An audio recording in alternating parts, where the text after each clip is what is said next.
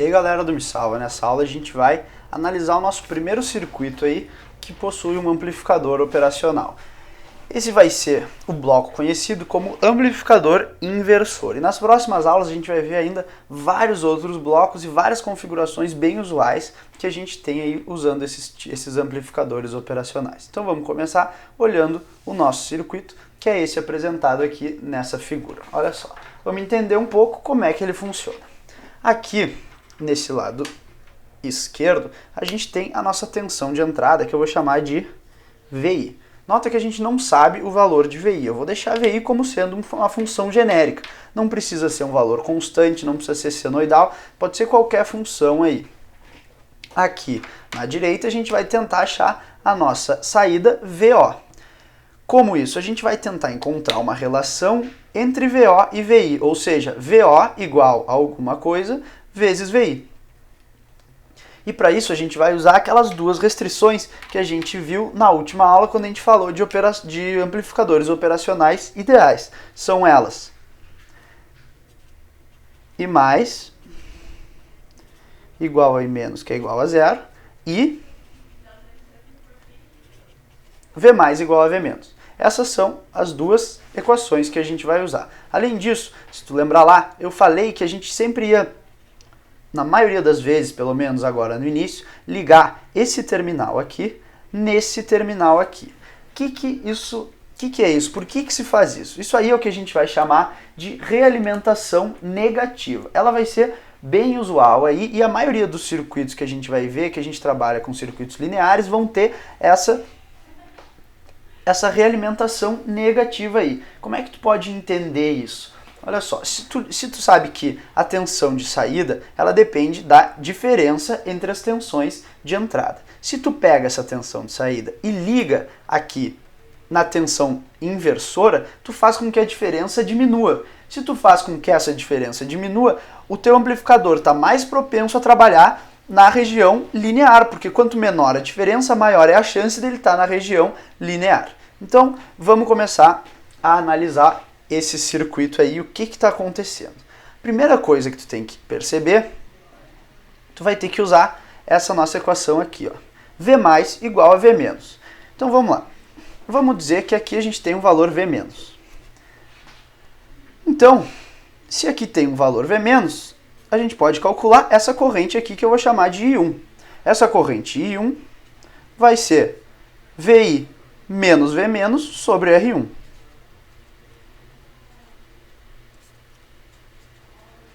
Bom, o que a gente sabe também? Que essa corrente aqui, I menos, é zero.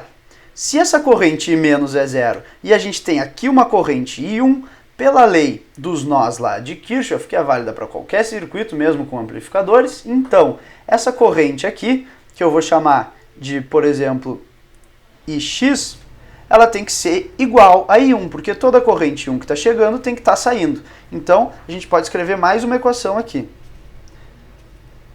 Ix igual a I1. Então tá, se a gente já sabe quanto é que vale I1, a gente pode calcular qual é a diferença de potencial nesse nosso resistor R2 aqui, né? Essa diferença que eu vou chamar de Vx, ela é igual a R2 vezes Ix. Então ela vai ser R2 vezes I1, então ela vai ser R2 sobre R1, que multiplica VI menos V menos. Então a gente já escreveu aí algumas equações para esse circuito. O que mais? Agora é a parte mais importante, é a parte que tu vai aplicar essa relação aqui, ó, V mais igual a V menos. Por que isso? Quanto é que vale V mais? V mais está ligado diretamente no terra, olha só.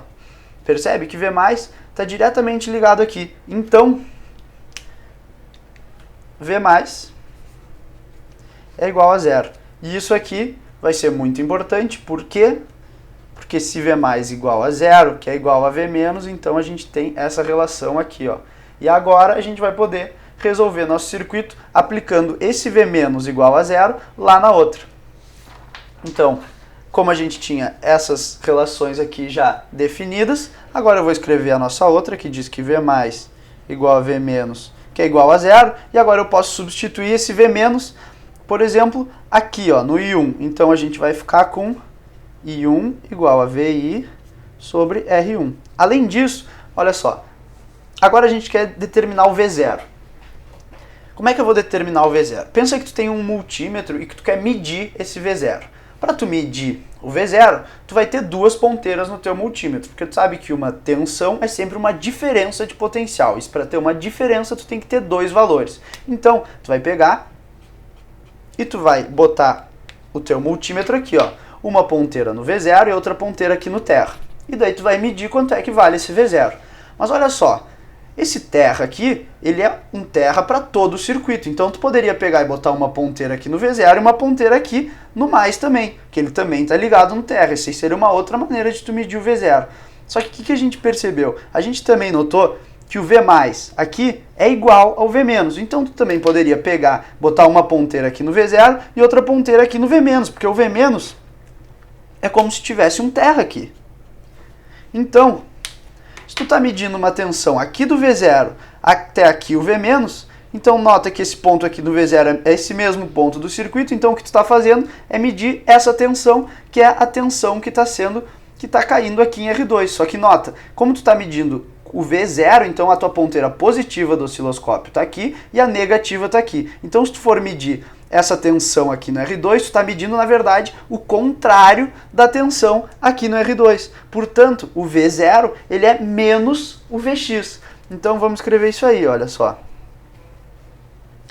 V0 é menos Vx. E o Vx era R2 sobre R1, que multiplica VI menos V-. Só que o que a gente viu? Que isso aqui era zero. Então, isso aqui é menos R2 sobre R1 vezes VI, que a gente escreve geralmente assim.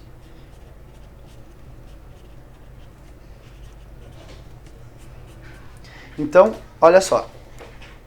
O que está acontecendo aqui? Vamos analisar isso aqui matematicamente. A gente está entrando com uma tensão VI, que é uma função do tempo que a gente não sabe, tem algum valor aí. O que está acontecendo lá na nossa saída V0? Ele está ponderando esse VI, ou seja, ele está multiplicando por essa diferença de resistores. Então, dependendo dos valores de R1 e R2, esse valor de V0 vai ser diferente. Quanto maior R2, maior V0. Quanto maior R1, menor o V0. E além disso, ele está multiplicando esse VI aqui, ó, por menos 1, ou seja, ele está invertendo. Por isso que a gente chamou de amplificador inversor. Portanto, essa aqui é a nossa primeira análise matemática de um circuito com um amplificador. O que é bastante importante tu perceber aqui? A aplicação dessas duas equações aqui, que a gente usou para chegar nesse circuito, senão a gente não teria conseguido. A criação aqui, ó, de uma massa virtual, por quê? Só porque esse mais estava ligado aqui. Se tivesse uma tensão aqui no mais, essa tensão seria igual nesse outro ponto aqui. Além disso, você tem que notar que essa medida de V0, ela foi feita aqui, ó, em cima dessa massa virtual. Por isso que a gente tem que a medida de V0 é igual a menos a tensão de R2. Isso aí é o mais importante de tu perceber nesse circuito. Vamos agora fazer um gráfico rapidinho para ver como é que vai ser a nossa entrada e a nossa saída aí em função do tempo. Então olha aqui, imagina que a gente tem na entrada ali o nosso Vin, ele é assim, ó. Ok? E agora a gente tem, ó, para tu lembrar ali, a saída V0 vai ser invertida e ponderada aí por um R2 sobre R1. Agora vamos supor que R2 sobre R1 é igual a 2. Então, o que vai acontecer aqui na saída vai ser o seguinte, ó. Tu vai ter essa tua entrada invertida e multiplicada por 2. Então, se a gente supor que aqui é o zero, mais ou menos, a gente vai ter isso aqui, ó.